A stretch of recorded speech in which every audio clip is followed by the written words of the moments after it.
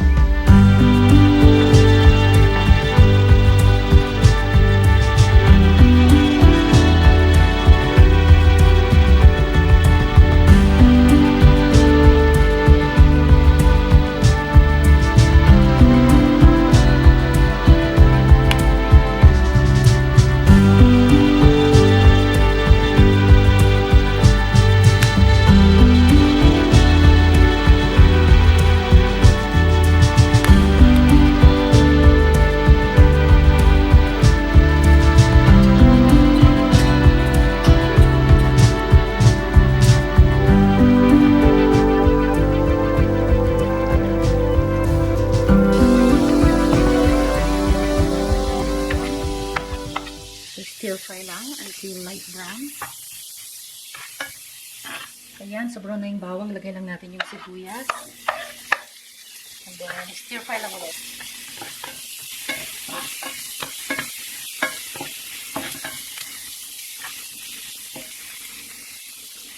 Okay, lagyan na natin yung ating tomatoes.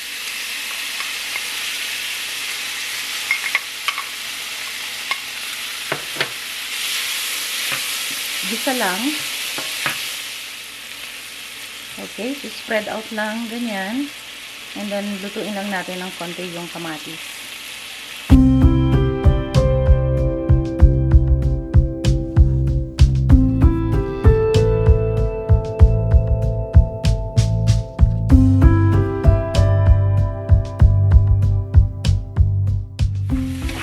Halu-haluin lang din para hindi masunog.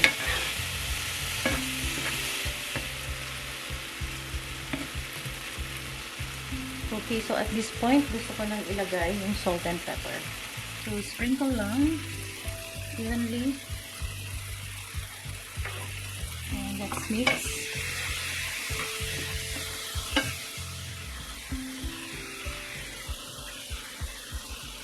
Ayan, nag-wilt na yung tomato. So, pwede na itong lagyan ng itlog.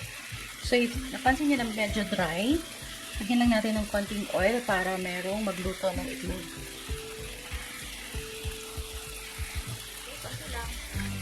And then, spread out lang natin ang pagbukas ng ating egg.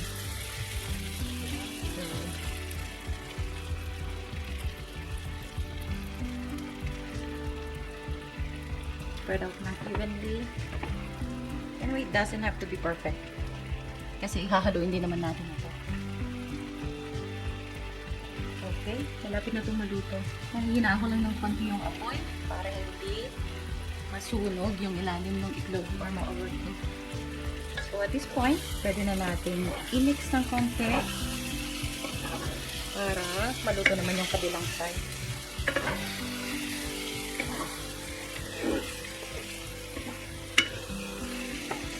Although sa akin, ayoko nang masyadong halong-halo. Gusto ko yung i-flip lang siya ng kaunti.